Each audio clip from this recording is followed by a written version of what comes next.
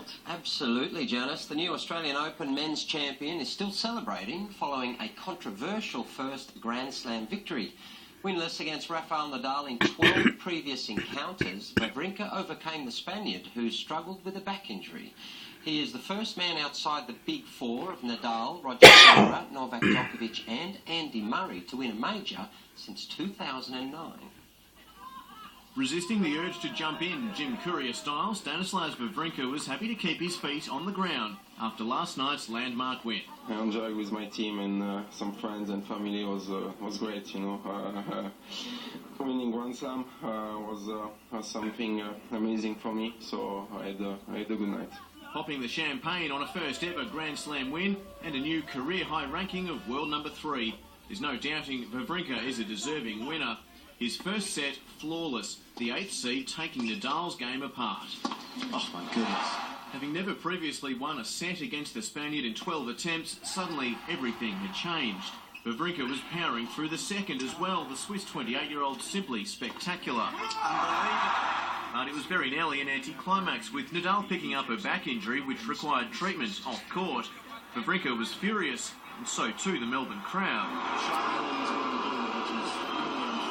I just think was not really nice for Rafa because he was really injured and it was tough for him. It was clear all wasn't well. Nadal was struggling to serve, and 2 sets down it looked as though he may have to retire.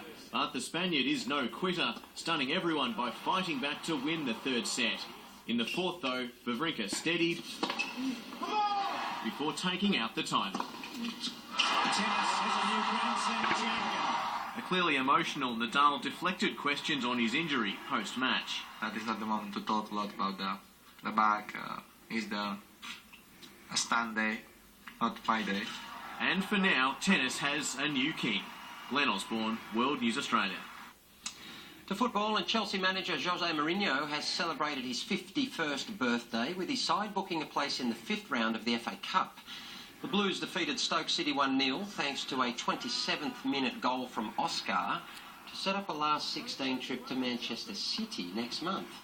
Meanwhile, Fulham survived a scare against 3rd-tier Sheffield United by fighting back to secure a 1-1 draw. Hugo Rodallega scoring after the interval to send the tie to a replay.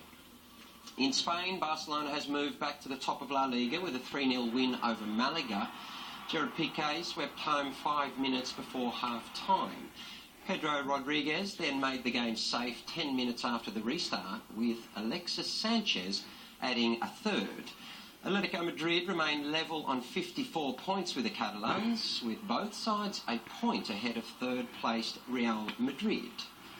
In Italy's Serie A, Roma has moved to within 6 points of leaders Juventus after accounting for Verona. Goals from Adam Laic, Gervinho and Francesco Totti handed the away side a 3-1 win. It was Roma's 5th consecutive victory. And closer to home, Western Sydney has quashed any talk of an A-League form slump with a 3-1 win over Perth last night. First half strikes from Brendan Santalab and Aaron Moy put the Wanderers ahead before Shane Smeltz gave the Glory hope 10 minutes after the break. However, Mark Bridge sealed victory with a 71st minute penalty to lift the Wanderers back into 2nd spot. Australian of the Year Adam Goodes says he plans to use his profile to stamp out racism. The 2-time Brownlow medalist was back at training today, where he says his primary focus remains on winning a 3rd premiership with the Swans. Goodes revealed he wants to use his award to build awareness and generate conversations amongst families, friends and strangers about racism. What I'm trying to do is encourage people to actually have that conversation about, hey mate, that's unacceptable, it's a bit off, appreciate you not having those type of comments around me. The dual premiership winner is hoping to be back in action for the Swans against the Giants next month. In rugby league news, Knights forward Willie Mason has been charged with drink driving. Mason was pulled over by police in Newcastle this morning on his way to a training session with the NRL club. A police spokeswoman said a 33-year-old man from Charlestown returned a reading of .079. Mason is due to appear in court on February 20. To cricket, and James Faulkner and Shaun Marsh remain under an injury cloud for the upcoming tour of South Africa. Last night, Australia secured their 9th win over England in 10 matches with a 5-run victory in Adelaide. England was on course for a rare victory before a stumping in the penultimate over left the game in the balance. The tourists needed 8 runs from the last 6 balls, Shane Watson ensuring they wouldn't get there. Meanwhile, the Melbourne Stars have guaranteed themselves a home semi-final in the Big Bash League after keeping their undefeated record intact with a 20-run victory over the Perth Scorchers.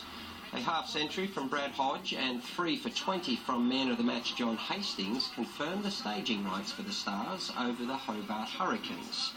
The Sydney Sixers will host the other semi against the Scorchers.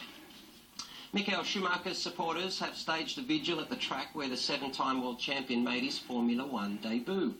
Hundreds of fans showed their support for the hospitalised driver, walking the circuit where he claimed a record 6 victories. The German remains in a coma following a skiing accident almost a month ago. Schumacher, who has undergone surgery twice, remains in a critical condition. And finally in sport, we take a look at the teenager aiming for a medal at next month's Sochi Olympics. 4 years ago, then 15-year-old Scotty James made history as the youngest Australian to compete at a Winter Games. This time, he will seek glory in the half-pipe and slope-style events. And the snowboarder is expecting the competition to be as fierce as ever. There's people from China and Norway and Japan, and yeah, I think it's going to be probably the best Olympics. That special feature in the countdown to the Sochi Games tomorrow night on World News Australia. That's today's sport, guys. Keep in mind, 9:30 p.m. SBS2 tonight, A-League Highlights show.